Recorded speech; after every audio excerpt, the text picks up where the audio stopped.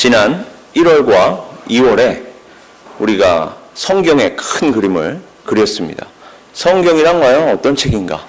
그리고 우리 모든 그리스도인들에게 있어서 이 성경이 어마어마한 능력을 지니고 있음에도 불구하고 성경을 잘 모르고 있는 이러한 현실을 제가 특히 공부를 하고 사역을 하면서 성경에 대해서 한번 설명을 부탁드릴 때에 자신 있게 이 성경은 바로 이것입니다 라고 이야기할 수 있는 그리스도인들이 거의 없다는 것을 그 현실에 통탄하면서 이 말씀을 어떻게 가르쳐야 할까? 목회자로서 이 말씀을 단순히 어떤 특정 주제, 특정 관념, 특정 인물 이게 아니라 성경 전체에 대해서 특히 전도하고 선교를 할 때에 누가 묻는다면 이 성경은 바로 이러한 것입니다 라고 말 그대로 프리젠트 할 수 있는 성경 전체에 대해서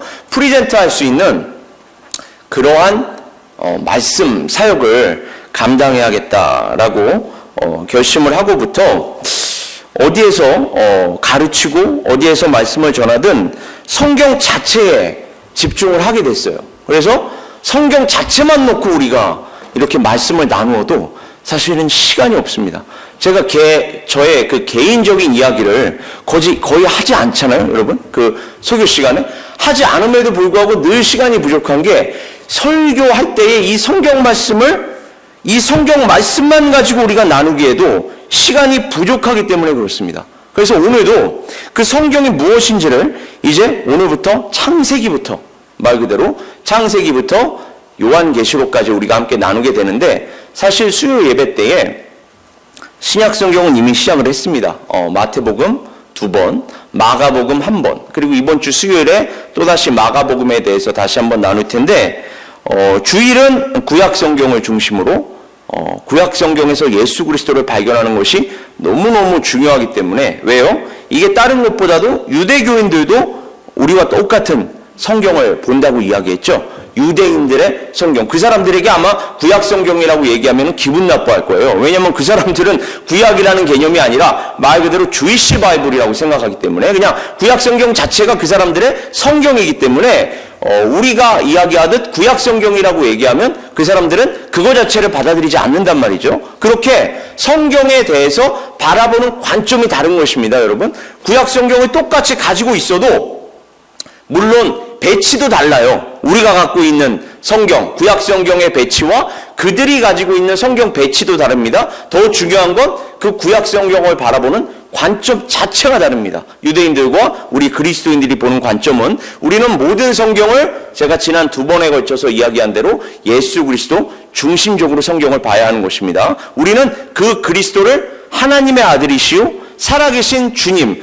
구주로 믿는 그리스도인들이에요. 말 그대로. 그죠? 기독교인들이란 말이에요. 그러면 예수 그리스도를 언제 어디서나 발견해야 할 뿐만 아니라 그 예수 그리스도 중심적으로 살아야 하고 그리고 그 예수 그리스도와 함께 이 땅 위에서도 뜻이 하늘에서 이루어진 것처럼 이 땅 위에서도 이루어질 수 있도록 그 예수 그리스도와 끊임없이 동행하는 거란 말이죠. 동행한다는 게 무슨 개념일까요, 여러분? 동행한다는 거. 살아간다는 게 무슨 개념일까요? 성경에서 살아가다라는 말하고 동행하다. 여기서 동행한다라는 건 walk by Jesus입니다. 같이 걷는 거예요. 예수와 같이 한 걸음 한 걸음 걷는 걸 성경은 살아간다. 이렇게 표현해요. 그러니까 우리가 하루하루를 순간순간에 살아가는 것은 우리가 세상에 속한 자들과 다른 게 우리는 하루하루를 누구와 함께 걷는 거예요? 한 걸음 한 걸음을 예수와 같이 걷는 거란 말이죠. 우리 그 찬송가 가사처럼 우리가 한 걸음 한 걸음 한 걸음 한 걸음 주 예수와 함께 그죠? 하루하루를 날마다 우리는 걷겠네 이렇게 걸을 때 우리 안에 뭐가 있을까요? 기쁨과 감사가 넘치게 됩니다. 이건 필연적인 결과예요. 그 말을 돌리면 내가 하루하루를 살아가는데 하나님 왜 이렇게 하루하루가 힘든가요? 왜 이렇게 어려운가요? 우리는 하나님을 믿는다고 하면서 예수 그리스도를 믿는다고 하면서 왜 이렇게 고난의 연속이고 항상 재정적인 문제, 자녀들로 인한 문제, 사업상의 문제, 수많은 문제들로 인해서 왜 이렇게 걱정과 근심이 나의 삶을 떠나지 않을까요? 그런 질문을 하기 전에 내 안에 정말 예수가 있으신가? 내가 정말 예수와 하루하루 동행하고 있는가를 먼저 진단해 봐야 돼요. 그러면 예수님께서 말씀하셨듯이 너희가 세상에서는 환난을 당하나, 당할 수도 있어가 아니에요. 당하나, 무조건 당해야 된다는 거예요. 우리는 불교에서도 뭐라 그래요? Life is suffering이라 그래요. 불교도 심지어 하나님을 믿지 않는 그 종교에서도 인생은 고난이다 이렇게 얘기해요. 그럼 우리 기독교인들은 이것보다 더 높은 차원에서 인생을 바라보고 나 자신을 바라보고 하나님을 바라보면서 가야 하는 사람들로서 인생의 고난이라는 걸 그냥 당연하게 받아들여야 돼요. 그러나 너희가 세상에서 환난을 당하나 담대하라, 내가 세상을 이기었노라. 우리는 이기는 자들이란 말이에요. 이기는 자들이기 때문에 어떤 상황에 놓여 있어도 감사할 수 있고 어떤 상황에 놓여 있어도 기뻐할 수 있는 것입니다. 그러니까 필연적인 결과예요. 이 꽉 깨물고 힘든데 나 오늘 감사해야지, 나 오늘 기뻐해야지, 이게 아니에요. 이런 인위적인 의지가 아니라 예수 그리스도가 내 안에 계시고 내가 그리스도와 함께 있으면 우리는 필연적으로 그냥 자연스럽게 그냥 당연하게 기뻐할 수밖에 없고 감사할 수밖에 없는 것입니다. 그것을 우리가 성경에서 확인하는 거예요. 이 성경 전체를 통해서 그렇다면 이 성경이 예수 그리스도에 대해서 무엇을 어떻게 이야기하고 있을까? 그리고 유대인들이 똑같은 성경을 보지만 발견하지 못하는 그 예수 그리스도를 우리는 오늘 창세기에서부터 어떻게 발견할 수 있을까를 함께 나누고 고민해 보자는 말이에요. 자, 오늘 말씀을 보시면 내가 너로 여자와 원수가 되게 하고, 여기서 너라는 건 뱀을 이야기합니다. 그러니까 여러분 보세요. 창세기가 사실은 창세기 자체가 크게 나누면 전반부와 후반부가 있다 그랬죠. 전반부는 하나님께서 창조 사역을 시작하시고 우리 인간과 하나님의 형상대로 지음을 받은 아담과 하와와 영원히 함께 거하시려고 하셨으나 아담과 하와가 그 언약을 깨뜨려 버리죠. 아담과 하와가 깨뜨린 게 아닙니다. 우리가 깨뜨린 거고 내가 깨뜨린 거예요. 이 성경은 하나님하고 나와의 이야기지 아담이 왜 범죄를 해서 내가 오늘도 이렇게 고난을 겪고 있는 거 아닙니다. 내가 범죄한 거예요. 아담 안에서 이렇게 표현해요. 성경은 내가 아담 안에서. 여러분 국가대표 경기를 보면 우리가 월드컵 경기를 한번 시청한다고 합시다. 우리가 대한민국 짜작짜작짝 하면 여러분 그 소리만 들어도 어때요? 여러분 가슴이 벅차죠. 그 왜 그러죠? 내가 뛰는 것도 아닌데 왜 벅찰까요? 우리의 대표로 지금 대표 선수들이 나가 있어요. 그렇죠? 그 대표 선수가 다른 나라와 경기를 해서 이기면 그 사람들이 이긴 건데 사실은 내 삶이 바뀌는 거 아무것도 없잖아요. 그 사람들이 이긴다고 해도. 그래도 그 사람들이 국가대표로 나가서 이기면 내가 기뻐하죠. 왜 내가 기뻐할까요? 우리 대표로 나갔기 때문에 그들 안에서 내가 같이 승리한 결과를 우리가 받아들인단 말이에요. 그렇죠? 국가대표가 이긴 건데 그들 안에서 내가 이긴 것처럼 내가 받아들이기 때문에 그걸 기뻐한단 말이에요. 그러니까 아담 안에서라는 표현은 아담이 범죄를 했지만 그 아담 안에 누가 있다는 거예요? 내가 있다는 거예요. 그러니까 아담이 범죄했다는 건 내가 범죄했다는 것입니다. 그러나 이 말이 신약 성경으로 오면 그래서 가장 중요한 핵심 어구가 그리스도 안에서라는 말이 나와요. 그러니까 아담 안에서 범죄한 너희가 그리스도 안에서 새로운 피조물이 됐다라고 나오는 거예요. 그러니까 아담 안에서 범죄했지만 우리가 똑같이 똑같은 논리로 로마서에서 이걸 사도 바울이 설명하잖아요. 아담 한 사람의 범죄로 말미암아 모든 사람이 그죠? 사망에 이른 것처럼 그리스도 예수 안에서 한 사람의 순종으로 말미암아 많은 사람이, 거기서는 근데 모든 사람이 아니에요. 그죠? 하나님의 택하신 백성들만이, 그리스도인들만이 그리스도 예수 안에서, 그걸 많은 사람이라고 얘기하는 거예요. 모든 사람이 아니라 모든 사람은 범죄한 게 맞아요. 아담 안에서. 그죠? 아담이 없었다면 여기에 있는 모든 사람 다 존재할 수가 없었으니까 아담 안에서 범죄함으로 말미암아 우리가 사망에 내어준 바가 되었으나 그리스도 예수 안에서 똑같은 논리로 예수를 믿는 자들이라면, 예수와 연합한 자들이라면 예수 그리스도와 함께 하였으니, 이게 어떤 개념입니까? 그리스도와 함께 죽고 그리스도와 함께 사는 거예요. 그죠? 지금 우리가 고난주간을 그런 의미로 지금 보내고 있단 말이에요. 그리스도와 함께 내가 죽는 겁니다. 그러나 우리의 죽음은 결코 비극이 아닌 것이 그리스도는 죽음으로 끝난 게 아니라 부활로 끝났기 때문입니다. 따라서 그리스도와 함께 죽었다면 내가 그리스도와 함께 사는 것입니다. 그래서 우리는 그리스도 예수 안에서 함께 사는 거예요. 그런데 이런 개념이 성경 전체를 통해 나타나 있는데 오늘 보면 너라는 건 아담이 범죄했을 때에 그 아담을 범죄하게 한 하와가 범죄하게 한 먼저는 누구였죠? 그게 뱀이었단 말이에요. 사단이었단 말이에요. 그래서 하나님께서 저주를 먼저 이야기하십니다. 내가 너로 여자와 원수가 되게 하고. 왜 여자라는 말이 여기서 나올까요? 우리가 궁금증을 품어야 돼요. 분명히 아담이 대표로 나오는데 그죠? 아담이 대표로 나와요. 하와가 사실은 먼저 범죄했단 말이에요. 그죠? 우리가 성경을 보면. 그런데 성경은 하와 안에서가 아니라 아담 안에서라고 나오죠. 하와가 먼저 범죄했는데도 불구하고. 그죠? 그러니까 여기서 너로 여자와 원수가 되게 하고. 여기서는 왜 그런데 남자가 아니라 여자라고 표현을 하고 있을까? 또한 너의 후손도 뱀의 후손입니다. 여자의 후손과 원수가 되게 하리니 여자의 후손은 내 머리를 상하게 할 것이요 너는 그의 발꿈치를 상하게 할 것이니라 하시고. 자, 이 말씀을 유대인들이 해석하는 관점과 우리가 해석하는 관점이 다르다고 얘기했습니다. 다시 아까 그 창세기의 그 전반적인 설명으로 돌아오면 전반부는 이렇게 하나님의 창조사역, 아담, 하와 그리고 그들의 타락 이후에 지금 이 말씀이 주어지는 것이거든요. 그 타락 이후에 그리고 그 타락 이후에 아담과 하와는 쫓겨나죠. 이제 쫓겨나는 장면에서도 예수 그리스도가 발견이 될 수 있고요. 쫓겨나서 가인과 아벨이 있다고 그랬고 그리고 그 가인과 아벨 이후에 가인의 후손은 세상에서 잘 나가는 자들이 됩니다. 이게 이제 노아의 방주의 배경이에요. 잘 나가는 자들이 되고 아벨은 가인에 의해서 죽임을 당하죠. 그러니까 가인은 하나님께서 택하신 그 언약 자손의 계보를 잇는 자가 아닙니다. 그 얘기가 무슨 말입니까? 세상에 의해서 아벨이 죽임을 당하죠. 아벨은 그럼 누구의 그림자겠어요? 예수의 그림자죠. 그죠? 그리고 그 아벨 대신에 하나님께서 누구를 주시죠? 셋을 주십니다. 그리고 그 셋의 후손으로, 그래서 이 셋이라는 말이 굉장히 중요해요. 셋의 후손으로 누가 오는 거예요? 노아가 옵니다. 그리고 노아의 홍수, 노아의 방주, 그리고 그 노아의 방주 이후에 하나님의 언약 자손이 상대적 의인들로만 구성이 되어서 하나님을 기쁘시게 하는 자들이 되어야 하는데 웬걸? 바벨탑에서 하나님을 아주 대대적으로 거부하게 되죠. 그리고 바벨탑에서 하나님께서 흩어버리시고 그 흩어버리신 중에 누구를 부르시죠? 아브라함을 부르세요. 여기까지가 시즌 1입니다. 전반부예요. 창세기에. 시즌 2는 아브라함, 이삭, 야곱, 그 다음에 요셉까지 가는데 이 전체적인 맥락 속에서 이거를 이제 보셔야 돼요. 여러분 잘 보세요.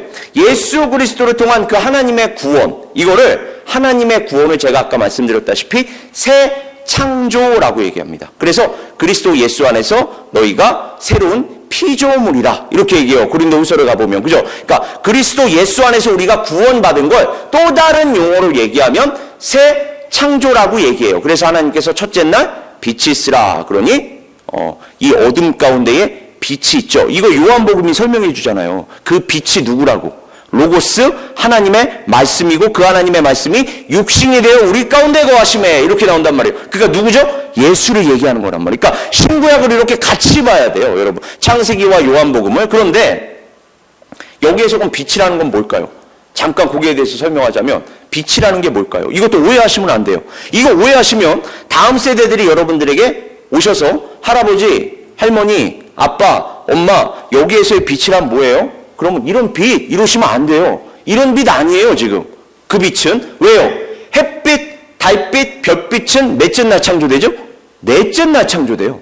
첫째 날 빛은 햇빛, 달빛, 별빛이 아닙니다. 여러분 여기서 빛과 어두움을 나누시고 여기서 빛이란 도대체 어떤 빛일까? 여러분 곰곰이 생각해 보셔야 돼요. 요즘 과학적으로, 이성적으로, 합리적으로 교육받은 세대에게 그렇게 이야기하면 그때부터 벌써 막혀버리는 거예요. 이들에게 전도할 때. 무슨 말도 안 되는 소리 하고 있어요. 이렇게 돼버리는 거예요. 젊은 세대들이. 그러면 빛이란 뭘까요? 여러분 여기서 빛이라는 건 source of life를 얘기합니다. source of life. 생명의 근원. 생명의 근원이 먼저 드러나는 거예요. 이 생명의 근원으로 세상을 만드시는 거예요. 하나님께서. 생명의 근원을 먼저 지으시고 이 생명의 근원으로, 그러니까 이 생명의 근원과 햇빛, 달빛, 별빛은 다른 거죠. 햇빛, 달빛, 별빛은 언제 나오니까? 넷째 날 나오니까. 그러니까 이 생명의 근원이라는 개념이 요한복음에서는 로고스라고 얘기하는 거예요. 이게 이 생명의 근원이 그림자였다, 이것이. 왜냐하면 예수 그리스도께서는 피조물이 아니시니까. 이걸 피조물이라고 얘기하면 이단되는 겁니다. 그 초대교회사 처음으로 이단으로 공식적으로 낙인 찍혔던 아리우스가 이런 주장을 한 거거든요. 예수께서 첫 피조물이다. 이거 반박한 게 아타나시우스란 말이에요. 그래서 여러분 지금 우리가 사도신경을 보면 전능하사 천지를 만드신 하나님 아버지를 내가 믿사오며 그 외아들 우리 주 예수 그리스도를 믿사오니 이는 성령으로 잉태하사 동정녀 마리아에게서 나시고, 이 구절들이 굉장히 중요합니다. 이게 예수 그리스도의 신성과 인성을 결합시키는 장면이에요. 예수님은 하나님이신 동시에 사람이다. 이게 돼야 이단이 아니지, 예수님의 신성 한쪽을 부인해버리거나 예수님의 인성 한쪽을 부인해버리면 우리 기독교는 성립이 안 돼요. 왜요? 왜 성립이 안 될까요? 예수님은 사람이셔야 돼요. 왜? 우리 사람을 대신하셔서 죽으셔야 하니까 100% 사람이어야 합니다. 그죠? 우리를 대신해서, 나를 대신해서 죽으셔야 하기 때문에 사람이어야 돼요. 그러나 동시에 사람으로만 끝나면 안 되죠. 왜요? 사람만이라면, 오직 사람이라면 죽는 걸로 끝나버리잖아요. 그러나 하나님의 아들이기 때문에, 전지전능하신 하나님의 아들이기 때문에 죽음을 뚫고 일어나는 거죠. 그러니까 부활이 여기서 또 나오는 겁니다. 그러니까 100% 예수께서는 하나님의 아들이시오 사람이다, 인자다, 이런 핵심어고, 이런 것들을 결합한 것이 사도신경이에요, 여러분. 그러니까 이런 것들이 그냥 우리에게 주어졌다라고 생각하시면 안 돼요. 우리 믿음의 선진들이 역사 속에서 다 이단들과 또 세상에 속한 자들과 투항하면서, 대항하면서 이렇게 정통 기독교 신학, 정통 기독교 교리를 만든 겁니다. 그래서 예수는 우리에게 하나님의 아들, 나의 구주가 아니라 하나님의 아들이실 수밖에 없구나. 나의 구주일 수밖에 없구나. 이거에 따른 확신이 생겨야 돼요, 여러분. 이 확신이 생겨야 여러분 확신 없이 어떻게 기쁨이 있습니까? 확신 없이 어떻게 감사가 있어요? 의심하면서 여러분 감사가 생길 수 있어요? 의심하면서 어떻게 기쁨이 생깁니까? 말이 안 되는 거예요, 여러분. 우리는 그 예수 그리스도에 대한 구원의 확신이 분명히 있어야 합니다. 혹시라도 그 구원의 확신이 조금이라도 부족한 것 같으면, 내가 오늘 밤에 혹시라도 죽으면 천국 갈 수 있을까? 이러면 안 되는 거예요, 여러분. 내가 예수와 동행하는데 당연히 가는 거죠. 지금도 동행하는 그 예수가 내가 사나 죽으나 주의 것이로라. 여러분, 우리가 죽어도 주님의 것이고 살아도 주님의 것입니다, 여러분. 늘 그 예수 그리스도와 연합하여 살아야 하는 거예요. 그러면 기뻐할 수밖에 없고 감사할 수밖에 없다는 것입니다. 오늘 본문 말씀으로 다시 돌아오면요, 그 뱀, 사단과 원수가 되는데 여자라는 키워드가 나오죠. 여자라는 키워드가 나오는 건 제가 조금 전에 얘기한 성령으로 잉태되어 동정녀 마리아에게서 나시고, 이것 때문에 그래요, 지금. 그죠? 요거하고 우리가 결합시키는 것입니다. 다시 말해서 이것은 복음이에요, 복음. 이거 그래서 아마 지난주였던 걸로 제가 기억하는데, 우리 최창선 목사님께서 설교 중에 이거를 인용하셨어요. 그죠? 이것이 원시복음입니다. 이것이 이 복음으로 처음으로 등장한 구약 성경의 말씀, 창세기 말씀입니다. 이렇게 이제 말씀해 주셨던 걸로 제가 기억하는데, 이걸 우리가 원시복음, 영어로 얘기하면 first good news다, 이렇게 얘기해요. 처음으로 제시된 복음, 성경에서 이걸 다시 한번 구체적으로 설명해 드린다면, 자신의 아들들, 여기서 자신의 아들들이란 어둠의 아들들, 제가 아까 빛과 어둠을 다 얘기한다는 이유가 있어요. 빛의 아들들이 있고 어둠의 아들들이 있죠. 신약 성경으로 가보면 너희가 빛의 자녀들이 되었으니 이렇게 나온단 말이에요, 그렇죠? 그래서 빛의 자녀들답게 행하라, 이렇게 나와요, 그죠? 이제 더 이상 어둠에 속한 자들에게 농락당하지 말고 어둠에 속한 자들처럼 살지 말라, 이렇게 나와요. 그러니까 어둠에 속한 자들은 어떤 자들이에요? 아직 하나님을 믿지 않는 자들, 하나님을 모르는 자들, 신약 성경으로 연결시키면 예수 그리스도를 믿지 않는 자들, 그죠? 이 어둠의 아들들의 시기, 질투, 자존심, 또 그들의 이익, 이런 것들을 당시에 충동질해서 예수 그리스도를 십자가에 달려 죽게 했어요. 그래서 사실 오늘의 원래 제목은 다크 나이트라고 제가 지었는데, 이 다크 나이트는 사실은 문화적인 용어로 여러분 지금 세상에서 배트맨을 이렇게 지칭하는 용어가 이제 다크 나이트죠. 세상의 영웅이에요. 세상의 영웅. 우리는 하나님께서 인정하시는 하나님의 사람들이고, 세상의 영웅, 그 세상의 영웅들이 계속해서 이어져 나오는 거예요. 성경에서. 가인의 후손에서부터 시작해서. 여기에서 이 어둠의 아들들, 어둠의 기사는 자신이 이긴 줄로 알았죠. 왜요? 죽였으니까. 설마 부활할 줄 알았겠습니까? 그러나 반전을 하나님께서 보여주시죠. 그 반전이란 부활인 것입니다. 그래서 우리에게는 기쁜 소식이 되는 거예요. 이게 슬픈 소식이 아니라 부활로 이기셨기 때문에 우리에게는 기쁜 소식이 되는 것입니다. 그래서 예수 그리스도께서 오늘 본문 말씀에 따르면 발꿈치가 상하셨다 이렇게 나와요. 발꿈치가 상하셨다라는 표현이 바로 십자가에서 달려 돌아가셨다는 거예요. 그러나 발꿈치가 상한 정도뿐이었어요.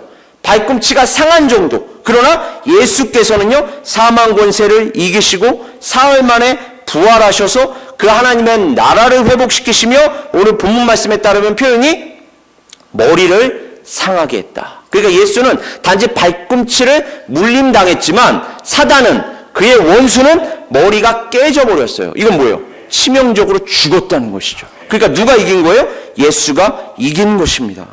그 원수 다크 나이트, 그렇죠? 어둠의 기사를 밟으신 여자의 후손. 왜 여자의 후손이라는 말로 나왔을까요? 제가 아까도 얘기했지만 남녀의 성적인 결합으로 잉태된 것이 아니라, 남녀의 성적 결합으로 우리는 다 탄생했단 말이에요. 남녀의 성적 결합으로 탄생한 자들은 다 아담 안에 있는 거예요. 아담 안에. 그렇죠? 그게 아담 안에 있다라는 표현입니다. 아담 안에 있는 자들이 아니라 예수 그리스도께서는 우리와 똑같은 사람이로되 죄는 없으시니라. 이렇게 나오죠. 왜 죄가 없을까요? 아담 안에서 탄생한 자가 아니기 때문에. 그죠? 그러니까 남녀 간의 성적 결합으로 잉태된 것이 아니라 오직 성령으로 잉태돼요.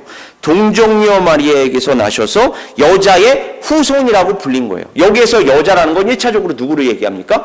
마리아를 얘기하는 것이죠. 그래서 마리아를 보면, 그 예수 그리스도의 탄생 기사를 보면 마리아가 깜짝 놀라죠. 저는 남자를 알지 못하는 여자인데 어찌 제가 애를 가질 수가 있으며 애를 해산할 수가 있겠습니까? 이렇게 얘기한단 말이에요. 그러니까 그 남편이 되는 요셉도 아직 남편이 아니었어요. 사실은 약혼한 자였죠. 그 남편이 되는 요셉도 사실은 그거 한번 보세요, 여러분. 이것도 사실 여러분, 이때 당시만 하더라도 여자가 결혼하기 전에 남자와 관계를 맺으면 됩니까? 안 됩니까? 안 되죠. 만약에 관계를 맺었다면 율법에 따라 죽일 수도 있습니다. 여러분, 돌로 쳐서 음란한 여자라고 해서 죽일 수도 있어요. 근데 요셉이 그걸 알았어. 예를 들어 여러분이 그 남자의 입장이라고 생각해 보세요. 나와 결혼을 약속한 여자가 나하고 분명히 관계를 맺지 않았는데 애를 가졌대. 근데 율법에 따르면 그 여자 죽일 수도 있어. 근데 이 요셉이 어떻게 합니까? 그 여자를 사랑했기 때문에 가만히 끊고자 하여, 그건 뭐예요? 없던 일로 해주겠다는 거예요. 없던 일로.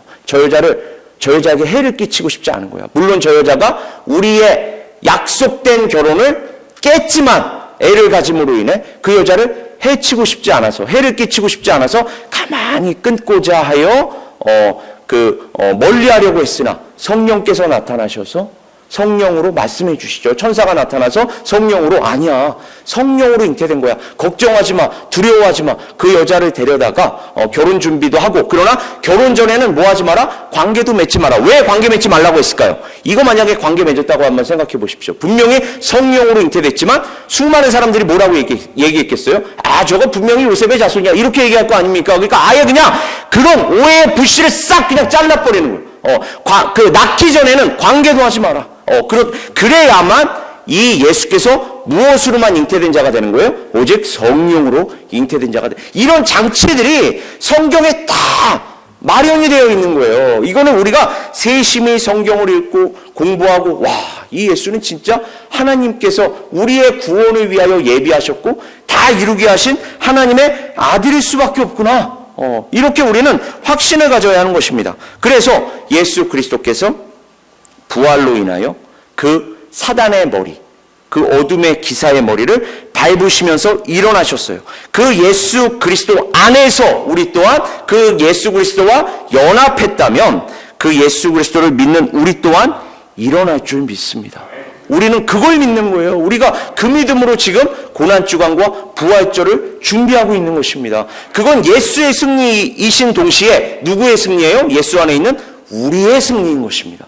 그래서 함께 모여서 주일 성수라는 개념도 저는 사실은 그렇게 좋아하지 않아요. 그래서 왜? 성수라는 건 지킨다는 거 아닙니까? 그 율법적인 개념이 좀 들어가 있는 것 같아서 저는 그것보다는 우리가 예수 그리스도 안에서 초대교회와 같이, 초대교회 성도들과 같이 주일날 왜 모이죠? 우리가 안식일날 안 모이고, 그것도 여러분 다시 생각해 보셔야 돼요. 안식일날 안 모이고 주일날 모이는 이유는 예수께서 주일에 부활하셨기 때문입니다. 그러니까 우리는 율법을 지키는 게 아니라 모여서 어떻게 하는 거예요? 그 예수 그리스도의 승리를, 부활을 기념하는 거예요. 기념. 이렇게 셀러브레이시라고 그래요. 영어로 얘기하면 기념하는 거예요. 예수 다시 사셨네. 그리고 그 예수 안에 있는 우리 또한 지금 살고 있네. 우리도 승리할 것이네. 이렇게 만나서 그 예수를 나누는 거예요. 아, 맞아. 우리도 그렇게 승리할 거야. 지금 우리가 이렇게 살아가는 모습이 하루하루가 힘들고, 일주일이 힘들고, 한 달이 힘들고, 1년이 힘든데, 그럼에도 불구하고 우리는 지금 그 예수의 길을 걷고 있고,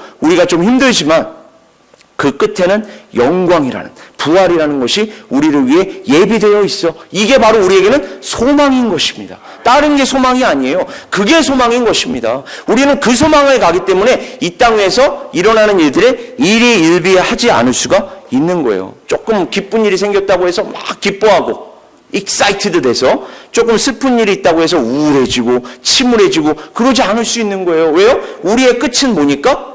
이기는 거니까, 부활이니까, 영광이니까.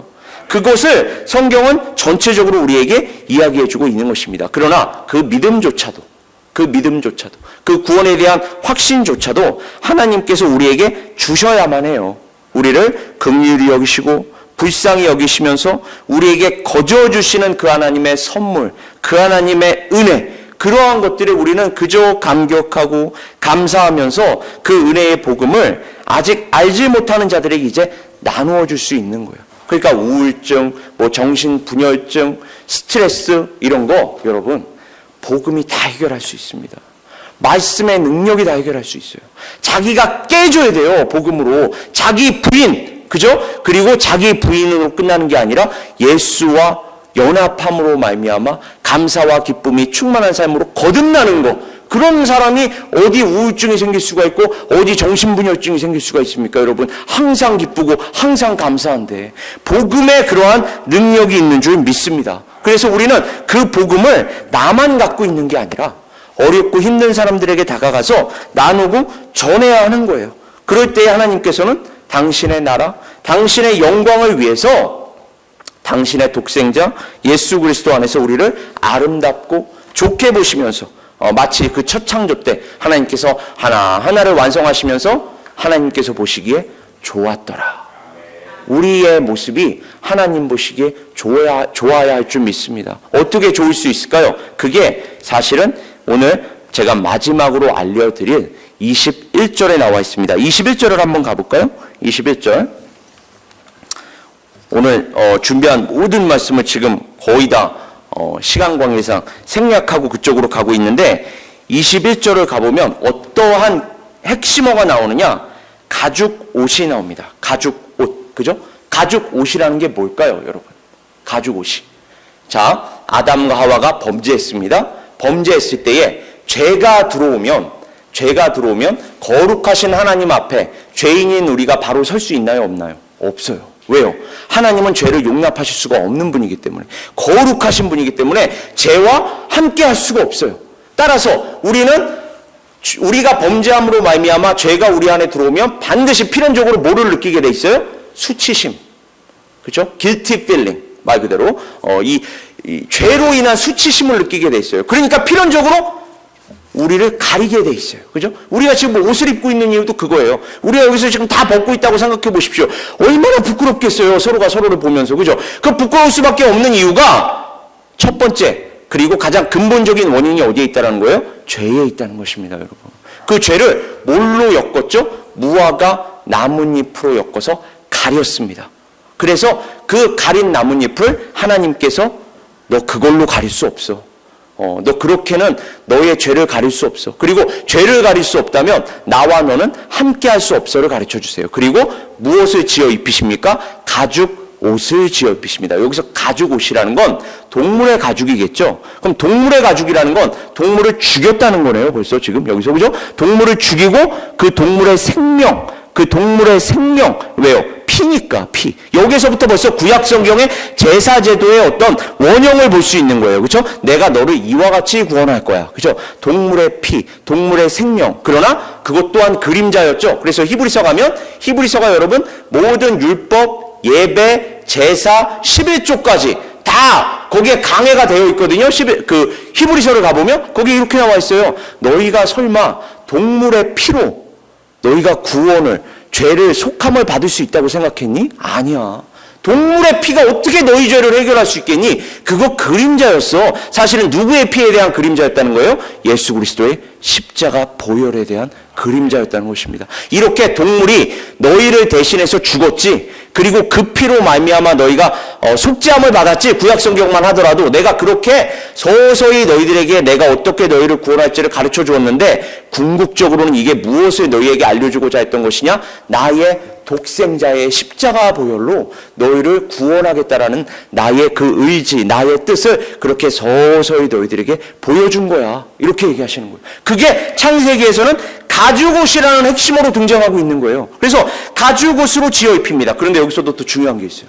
가죽옷을 지어 입히기 전에, 가죽옷을 지어 입히고 나서 어떠한 또 하나님께서 말씀하시는 장면이 등장하느냐? 선악을 아는 지혜를 얻기 직전에 그것이 제시된다는 데에 여러분 주목할 필요가 있어요.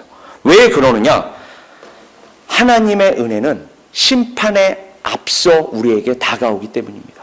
그러니까 심판을 당하기 전에 항상 무엇이 먼저 예비되는 거예요? 은혜가 먼저 예비되는 것입니다. 그래서 우리는 그 은혜에 더욱더 감사할 수 있는 거예요. 심판이 우리에게 오기 전에, 그러니까 아담과 하와가 에덴 동산에서 쫓겨나기 전에, 쉽게 얘기하면 쫓겨나기 전에 가죽옷을 지어 입히시지, 쫓겨나고 나서 가죽옷을 지어 입히시지 않는다는 거예요. 하나님께서는 이렇게 미리 예비하시는 여호와 이레 되시는 하나님의 모습이 또 한 번 여기에서 등장하고 있는 거예요. 그 앞서서, 사실은 여호와 이레라는 그 말에 앞서서 등장하고 있는 것입니다, 여러분. 그러니까 하나님의 은혜를 우리는 더욱더 그 의미 있게 받아들일 필요가 있어요. 단순히 우리가 그냥 여기에 모이면 아유 하나님의 은혜입니다, 아유 하나님의 은혜로 우리가 여기에 있습니다, 이렇게 인사말처럼 할 게 아니라 진심으로, 그게 진심으로 우리에게 다가와야 돼요. 아 진짜 내가 하나님의 은혜로 이렇게 살 수 있는 거구나. 지금도 하나님께서 당신의 은혜로 나의 생명을 유지시켜 주시지 않으면 우리는 죽을 수밖에 없구나. 그런데 하나님께서 그거 깨달으라고 우리가 이 땅에서 지금도 살게 하시는구나. 그리고 그걸 깨달았다면 그 하나님의 은혜를 나누라고 지금 하시는구나. 그게 우리가 지금 이 땅에 살고 있는 사명이구나, 사역이구나. 사람의 배경이 다르고 환경이 다르고 직업이 다르고 집안 환경이 다르고 그럴지라도 우리에게 동일한 사명이 있어요. 그게 뭡니까? 예수 그리스도를 나누고 전하라는 것입니다. 우리는 각기 다른 은사를 갖고 있습니다. 각기 다른 배경을 갖고 있습니다. 그러나 우리는 누구 안에서 하나예요? 예수 그리스도 안에서 하나인 것입니다. 그래서 그 예수 그리스도 안에서 이렇게 함께 살 수 있는 것이고, 함께 모여서 예배드릴 수 있는 것이고, 그 예수의 이름으로, 우리의 이름이 아니에요. 항상 우리의 이름과 하나님의 이름이 성경에서부터 대조돼서 나타나거든요. 어디에서 가장 극명하게 나타나죠? 바벨탑에서. 우리 이름을 내자. 자, 이렇게 바벨탑을 쌓아서 우리 이름을 내자. 그래요. 그러니까 자기 이름과 하나님의 이름이 늘 성경에서는 대조되어 나타나요. 그리고 그 하나님의 이름이 신약 성경으로 가면 예수 그리스도의 이름이 됩니다. 그래서 우리가 기도할 때도 이 모든 말씀 우리 주 예수 그리스도의 이름으로 기도드립니다. 아멘. 이렇게 우리 기도하는 거예요. 우리 이름이 아니에요. 우리 이름은 감히 그 앞에 갈 수가 없어요.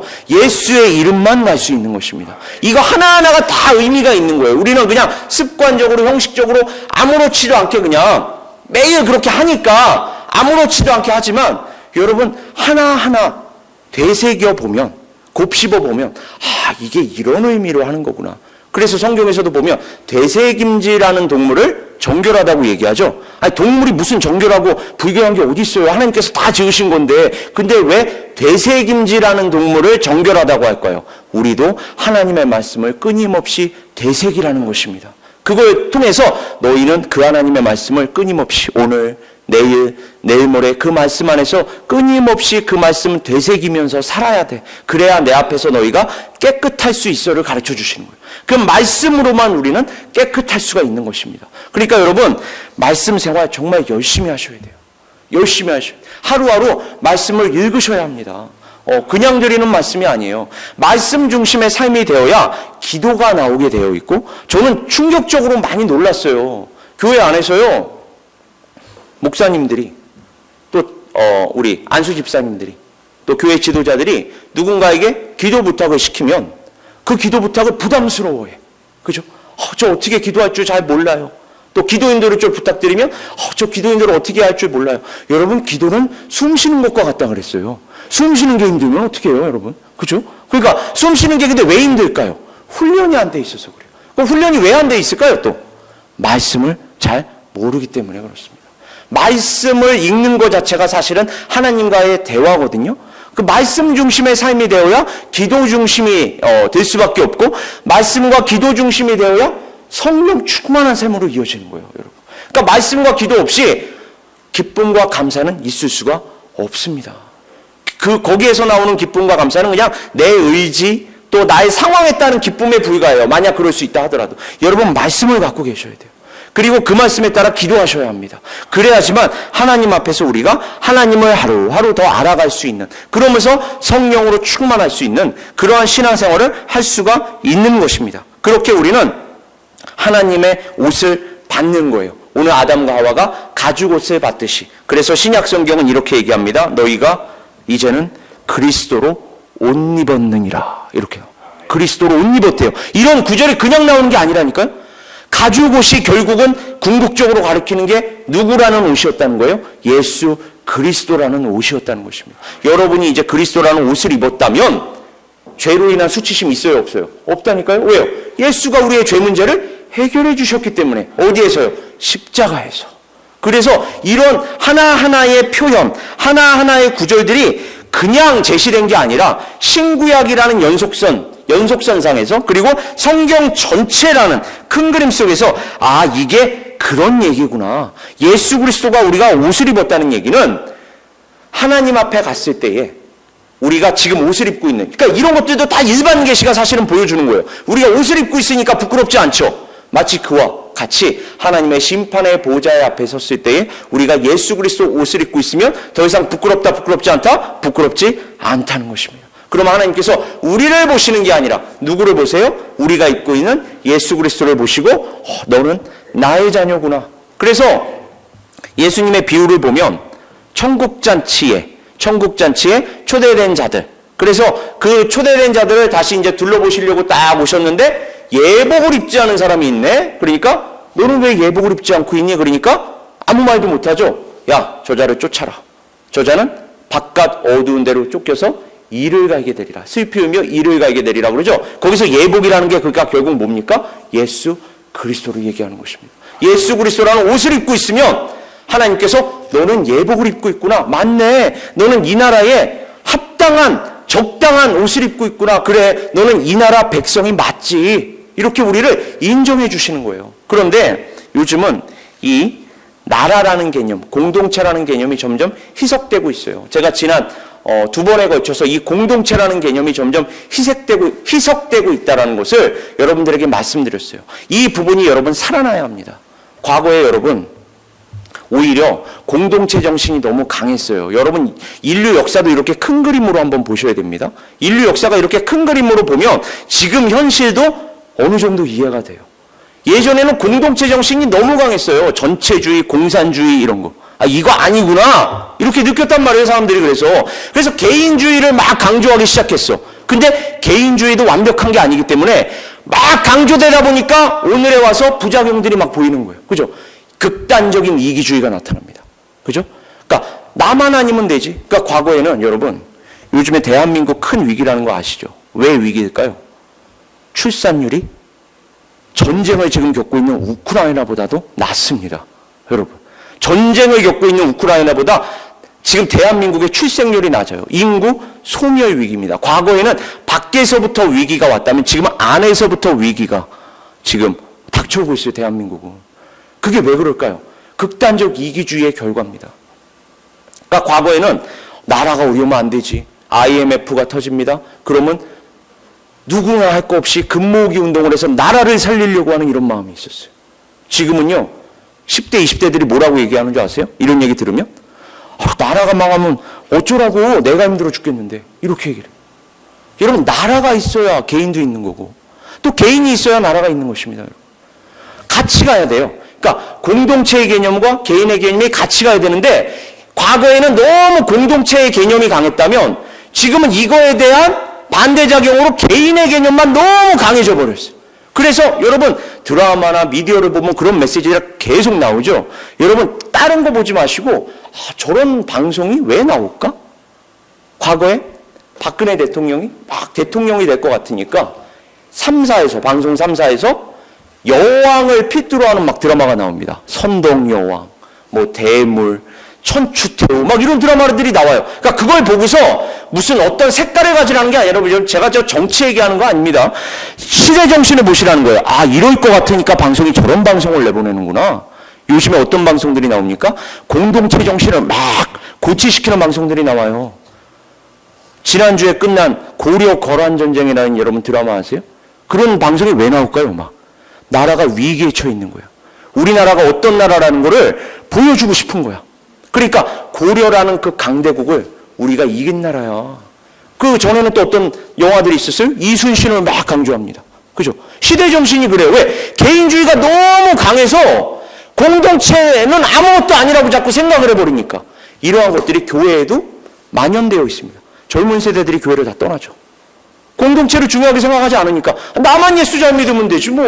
교회가 뭐가 그렇게 중요해. 그리고 얘기 또 들어보니까 교회가 꼭 보이는 교회가 아니라네.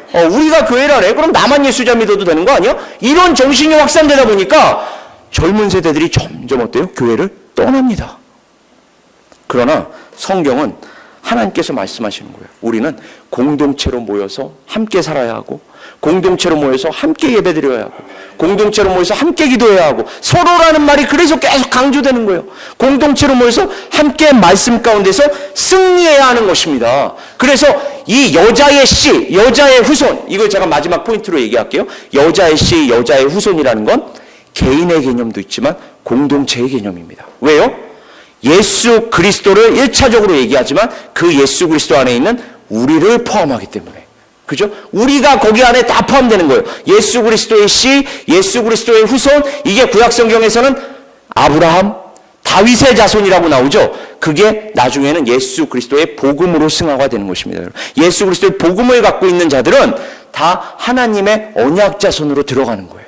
그러니까 우리는 개인인 동시에 공동체인 것입니다. 이 부분은 명확하게 우리는 특히 이 시대 정신 속에서 강조해야 돼요. 그러면서 다음 세대들을 교회로 다시 불러 모아야 합니다. 그리고 우리가 함께 그 하나님을 예배해야 하고 하나님께서 우리에게 주신 그 복음 사역을 함께 감당해야 할 줄 믿습니다. 그때에 우리가 그 복음 사역 감당할 때에 수많은 어려움이 있을 거예요. 수많은 힘듦이 있을 겁니다. 진통이 있을 거예요. 그럼에도 불구하고 오늘 본문 말씀처럼 그게 당연한 거다. 왜요? 어둠에 속한 자들은 끊임없이 예수 그리스도의 발꿈치를 물었듯이 우리의 발꿈치를 물려고 할 거예요. 진통이 있을 수밖에 없어요. 그러나 우리가 이길 것입니다. 누구처럼요? 예수 그리스도처럼. 예수 그리스도께서 그 원수의 머리를 상하게 하심으로 이기신 것처럼 우리 또한 그 예수와 함께 이길 줄 믿습니다. 그 예수와 함께 승리하시는 이번 한 주, 고난주간, 부활절, 그리고 우리 인생, 또 우리 교회 생활 되시기를 주님의 이름으로 축원합니다. 우리 시간 함께 기도하겠습니다.